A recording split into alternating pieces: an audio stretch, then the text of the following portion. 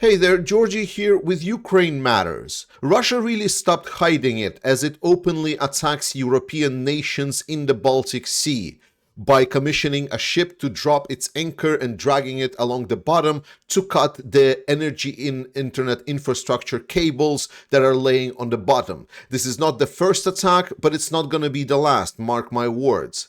And the point that I want to be making is that this is an attack against us Europeans. This is the attack against the NATO allies. We have been failing to respond to hybrid threats up to now, but how long are we supposed to take it? Because everything that happened has been documented quite well. There's been incredible amounts of data already coming out of this that make absolutely no doubt on what specifically happened.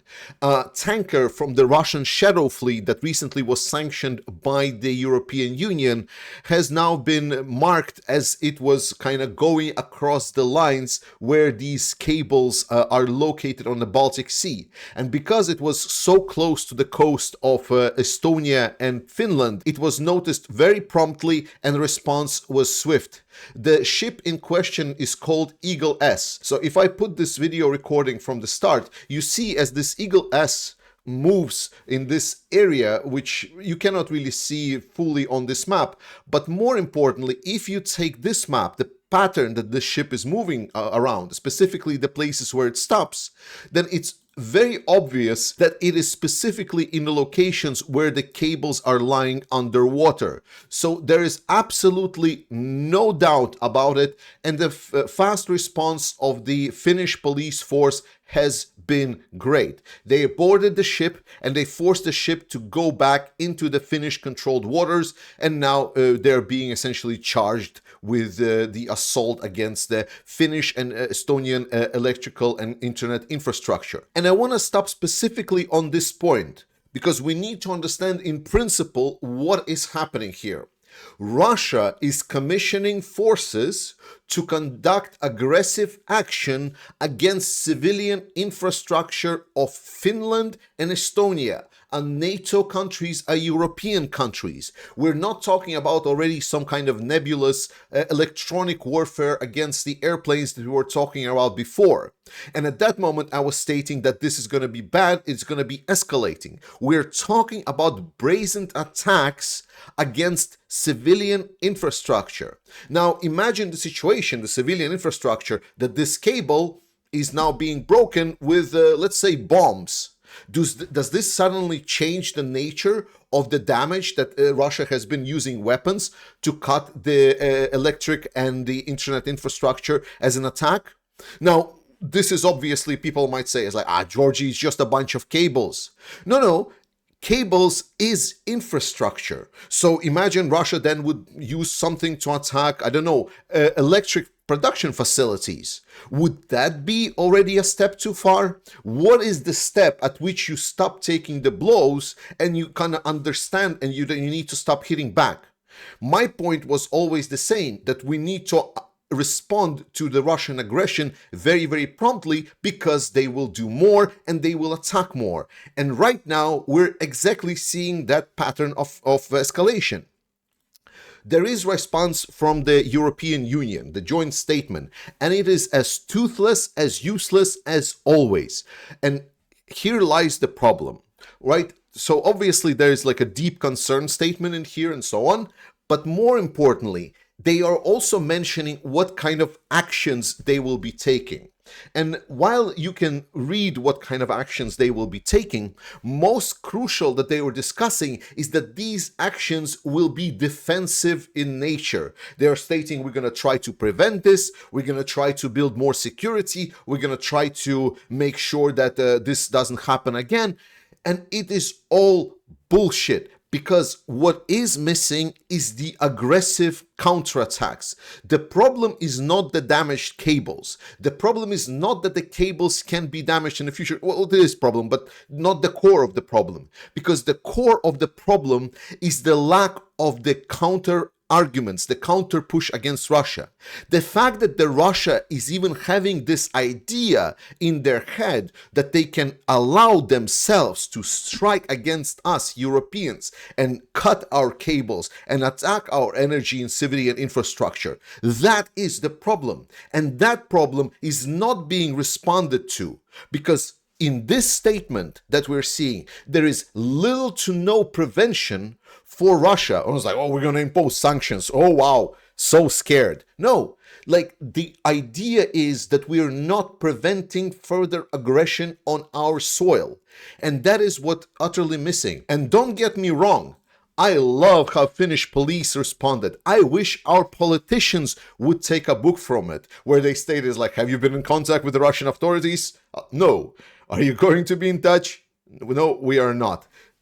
That is a good statement. Very, very heartwarming that there is some firm stance against the Russians from the Finnish side. But this is not just Finnish matter. This is a matter of our security and our peace in Europe. And the problem of this statement, the main problem of this statement and in general, is that we're getting in a situation where people, like when they're asked, now I don't fully believe these graphs because I live in Denmark and I know the kind of local population, but there is at least some data that is stating that right now people essentially all over Europe are essentially getting tired and saying is like, no, Ukraine shouldn't really win against Russia. It's instead should be encouraged some kind of a negotiated peace solution. And we all know what exactly is meant by that, right? And this kind of statements, specifically these statements that are toothless, that are not really underscoring critical problems that the European Union is facing, and are not aggressively responding to enforce preventative action so Russia will not do this again, is basically inviting Russians to strike against our more. For now, it is just cables, but we'll see how it will happen again and again and again. And specifically this data is why my channel still exists, because there is a lot of delusion that is being peddled all across the different narrative points by different politicians, creating the narrative that something that is happening in Ukraine is not really a problem, that it's some kind of a nebulous area, that this is somehow managed, and that Russia will not come for us if we just give some territory of Ukraine to Russia. That is delusion documented, right? When we are talking specifically about like why Putin is so emboldened by attacking Europe, attacking NATO, attacking other countries, this is the point. Because his position is NATO is weak, democracies are weak, because democracies cannot do the long game and they cannot do the short game, because in a long game that you will get like people get tired because it's not really bothering them. And in a short game, democracies are too slow to respond because the leaders that we elected are completely useless fucks. And that is the problem. And I am saddened to see that even after 3 years of Russia actively using both the hybrid aggression, actively using any kind of other mechanisms to disrupt the political systems, the financial systems, and now actual civilian infrastructure, we are still cannot find the firm and strong response against Russia. This is coming off weak, and that is why it's crucial to remind our representatives that we must not be this kind of Europe, that we must be a stronger Europe that is able to respond and stop Russia, because that is pathetic. But this is not the only maritime problem that Russia is having. Just recently in the Mediterranean, a Russian cargo ship that was used to transfer equipment to Syria, which is owned by Oboron Logistica, which is like a defense industry logistics, so to say, to translate it loosely. This ship, supposedly by the current available data, has been impacted by an explosive force from the outside and has now sank in the Mediterranean Sea. Now, we don't specifically know what it is that sunk this ship, but we have certain ideas that might be of certain suggestions. And I think we should take a lesson from this book on how to deal with the Russian Navy ships that are being hostile and doing actions that are hostile to us. Now, direct impact or not direct impact, who knows? But the thing is right that Russia and Russian ships deserve to be only in one place and one place only, at the bottom of the sea. But Russia is not stopping to be a terrorist state. Just recently, they actually shut down an Azerbaijani plane that was traveling to Russia, to Chechnya. But Grozny recently has been struck by Ukrainian drones, and Kadyrov didn't really feel safe. So they got a lot of the anti-air systems delivered to Chechnya to protect Kadyrov and his forces.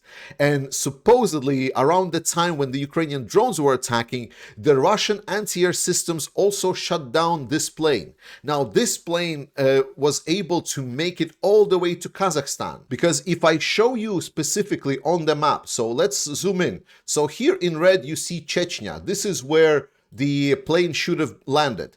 As the plane was approaching, it was shut down supposedly by the Russian missiles, after which it tried to land in Chechnya and Grozny, but was forced to divert, and it was not allowed to land in Grozny. Instead, the pilots of the plane were diverted to go to Kazakhstan. My idea is that they were diverted to make sure that they land inside of the sea, and then any kind of proofs that it was Russians that shot down the plane would be lost in the sea. Unfortunately for them, the plane actually was able to make it to the other side of the sea, and with all of the damage that they sustained, they were able to get plane to the ground to even save some of the lives. Unfortunately, it cost the lives of some of the crew, if not all of the crew, and but a lot of the passengers still survived. So props to the pilots for doing that.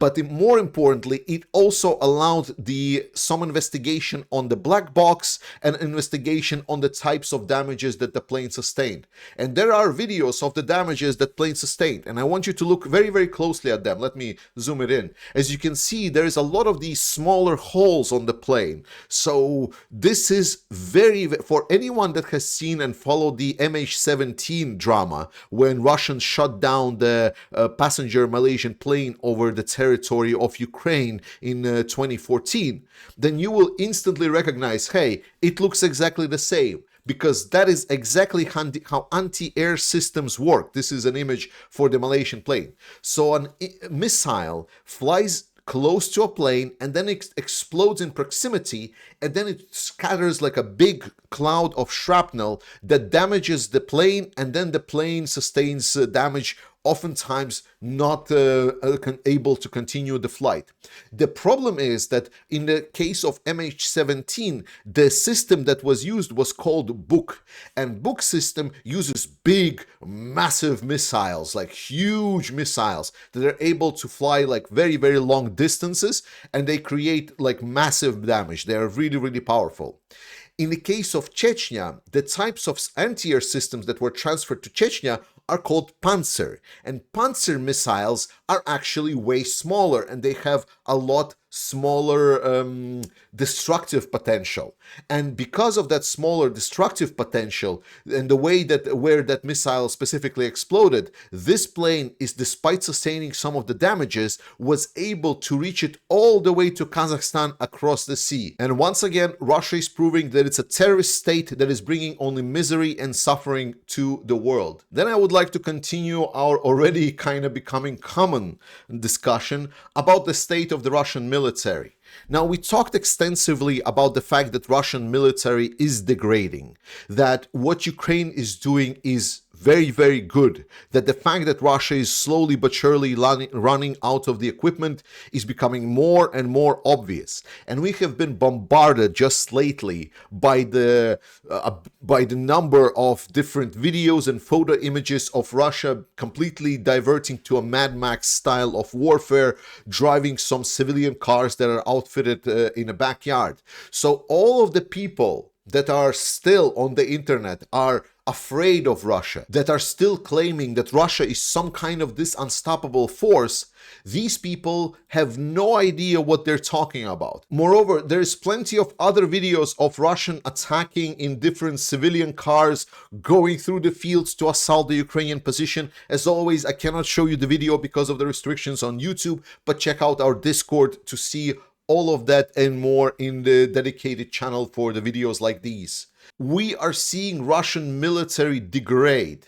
The Z correspondents are also complaining about the quality of the personnel that Russia is receiving. We've talked incredibly long about the fact that the new recruits for Russia not only are coming slower than they were coming before, because a lot of the dedicated people that really wanted to earn money are already gone. Moreover, they're just sending like people that can even barely move. Like these guys are just pure alcoholics. Like if you've seen how alcoholics looks any time in your life, then you will instantly realize who these guys are.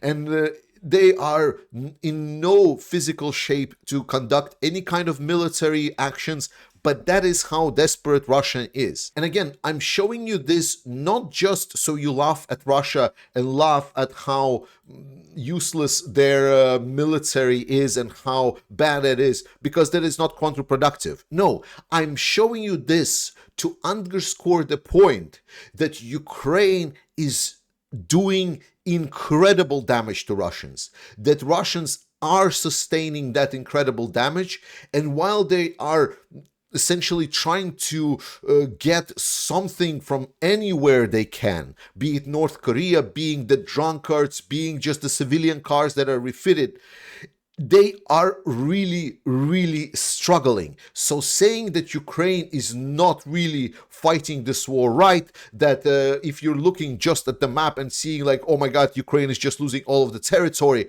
No, Ukraine is also dealing massive damage to the Russian military.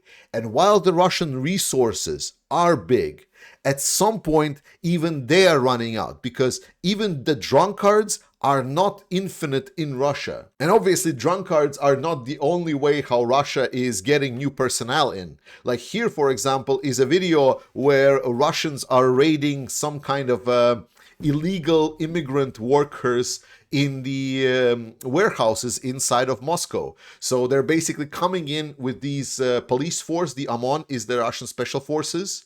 Then this guy is from the recruiting office, and then there is some military police additionally. So they come in with the police essentially checking the documents if people are residing here legally. Then they instantly recruit them with the guys from the recruiting office, and then instantly the military police is able then to escort them straight to the military recruitment and training point, so they would have no ability to escape any kind of Russian service. That is how Russia is operating, and that is Russia scraping the bottom of the barrel. And I want to specifically underscore, this does not make a job for Ukrainians easier. This doesn't mean that it's only haha laughs and Russia is so weak. Obviously, there is some of that. We definitely need to make sure that we understand that Russia is weak. But the main point why we're doing it is to underscore that whatever help we've been giving to Ukraine worked. Whatever Ukraine has been doing and how Ukraine has been fighting Russia worked. This is not the end. The Russian resources are truly big and they are scraping and trying to do a lot, but it is being more and more problematic for them. They are not doing this because they're having it so good. But instead, I want to point your attention to what we are doing on this channel. Firstly, I'll always say that if you don't have disposable income, just write your direct representative, write to European Union, write to European Parliament, so make sure that we get more firm in our response to Russia and we get that understanding to our politicians that indeed Russia is pivotal enemy for us if we want to have peaceful life going forward. But if you have some disposable income, which I don't really believe, now it's been Christmas, I know everyone spent a lot, but we're going to run this campaign until we are successful. So please, if you have something to share, if you can now or after Christmas or whatever you can, please do so. We want to get 25 cars to Ukrainian armed forces. Thank you so much for everyone that has already participated. We've done over 50,002 euros and we're going strong. And I'm going to leave you with Ivan to say how it's going. And I love you guys. Slava Ukraini. Trust in Ukrainian armed forces. And I'll see you next time. Merry Christmas, everyone. The Christmas is coming and we are preparing an amazing convoy of 9 vehicles for our soldiers to give at least something good to them in these hard times. And the first one, beautiful Ukraine Matters truck, Life is the Greatest Value campaign. This is our second truck. Thank you very much, Georgie. Thank you very much, Ukraine Matters community. You are amazing. I think together with you, we're already reaching 50,000 euro. So we're reaching 5th car that we almost raised money for. And this is the second one that is going to Pokrovsk. Tough region, tough area. And we're gonna help our guys. As you can see, it's all tough. It's all armored. We recently received photos of the cars being shelled with FPV drones, and this one, I hope, will save someone's life. I hope the guys will not need to use it. But a good Toyota, reliable Toyota Hilux, Ukraine Matters, Georgie, also everyone who contributed to this one. You can see you here, depending on how much you guys contributed, everything matters. But I hope if you find your name, we can also pay back a little bit. Life is the greatest value.